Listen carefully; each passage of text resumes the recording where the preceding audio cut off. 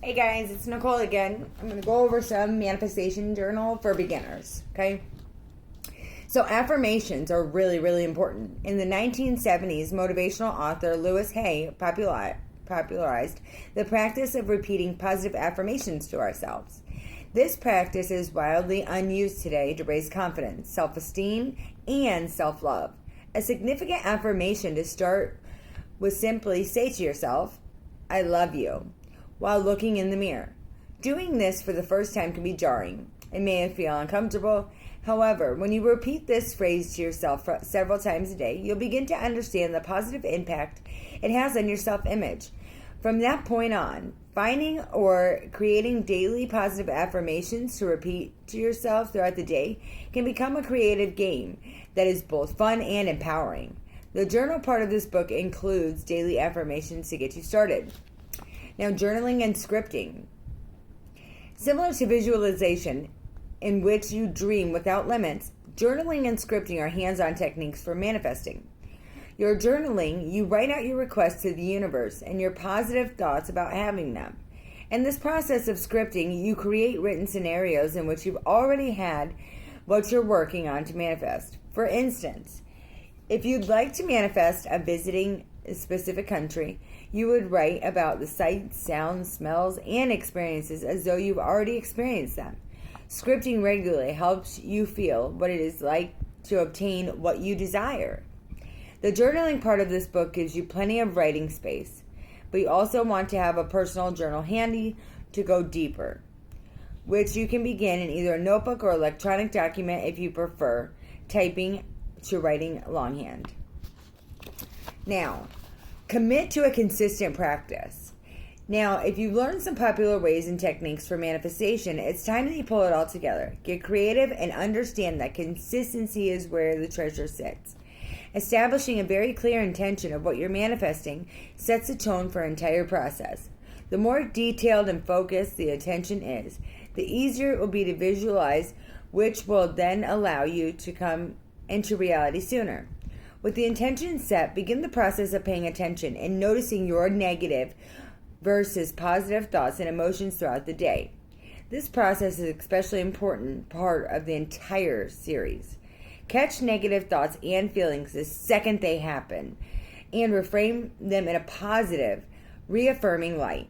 This is where affirmations, meditation, vision boards, and other techniques come into play.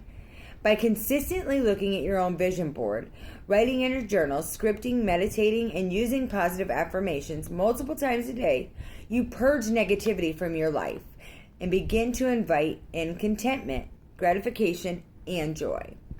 That's what I'm talking about.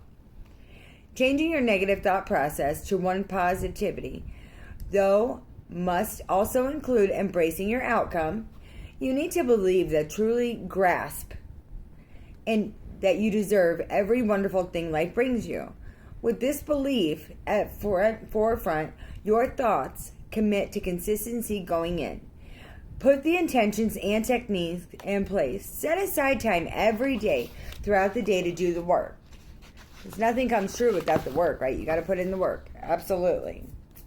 You know, we all want stuff, and just like, hey, I was getting ready to quit these videos because it didn't seem like anybody really interacted or liked them or followed, commented, any of that. So I was so quick to want to give up on that. We got to put in the work. Nothing comes easy. And if it does come easy, it won't stay, you know. So if I can reach one person, even one person, to help them change their life, then I did what I wanted to do. You know, because as I explained in the introduction video, I still am surrounded by so much negativity, so it's hard to get out of that, you know, and it's ruined a lot of my life. It's taken so much from me. I'm already 40 years old. I don't have very much more life to live. I mean, heck, who knows? I could get into a car accident tomorrow, you know. So I want to live my life in a positive and happy way. I want to live life. I don't want to be in survival mode anymore. So that's why I got this book, you know, something to help teach me. Because once we're stuck in our ways, it's really hard to get out of that, and especially if we don't know how to do it.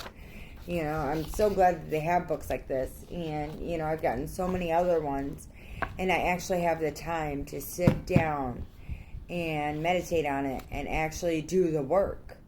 So that is my goal, over the next few months, is to make sure that I fulfill these and live a wonderful, positive, calm, peaceful life with me and my kids. Manifestation can change your life. One of the extraordinary things about manifestation is its effect on our entire life, not just the physical things that we wish to generate from.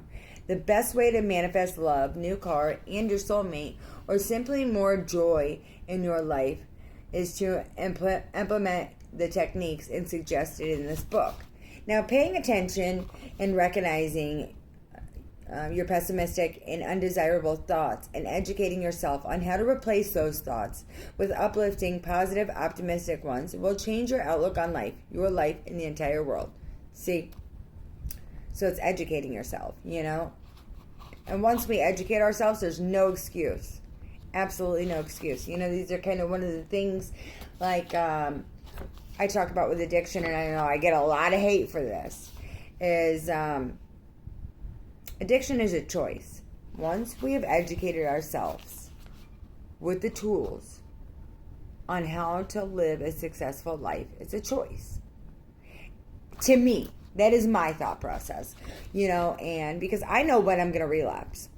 At least a week before. So I can either act on it or not act on it, and I talk myself into it. I absolutely do. Hey, you know what? It's all right. I can just do it once and leave it alone. For me, using isn't the problem. It's trying to escape. So I need to learn how to deal with life on life's terms. That's one of the hardest things for me, and especially with the negativity in my life, and having trust issues because I have been hurt so much in the past and turned on, especially by my own family. And once you've been screwed over by your own family so much, you don't trust at all. It's very hard, and unfortunately other people have paid the price for that. So that's why I need to turn my life around. And, once you have the tools, that's on you. It's your choice. People think I'm crazy because look at all these books that I have. I am serious. I'm tired of living the same life. So now it's up to me to educate myself on the things to make it better. So let's do Too Blessed to Be Stressed. God sees you. The Lord looks down from heaven and sees the whole human race. For his throne he observes all who live on earth. He made their hearts, so he understands everything they do. Do you, too, feel invincible? Life is swirling all around you, but you aren't included? Like people look right through you as if you're not worthy to focus on? When we feel invincible, we often pretend it doesn't matter for the sake of self-preservation. That's how we keep our sanity. And we don't run screaming into the night. But it doesn't matter. It matters to us, and it matters to God. Who created for significance? How precious are your thoughts about me, O God? They cannot be numbered. I can't even count them. They outnumber the grains of sand. Psalms 139, 17 through 18.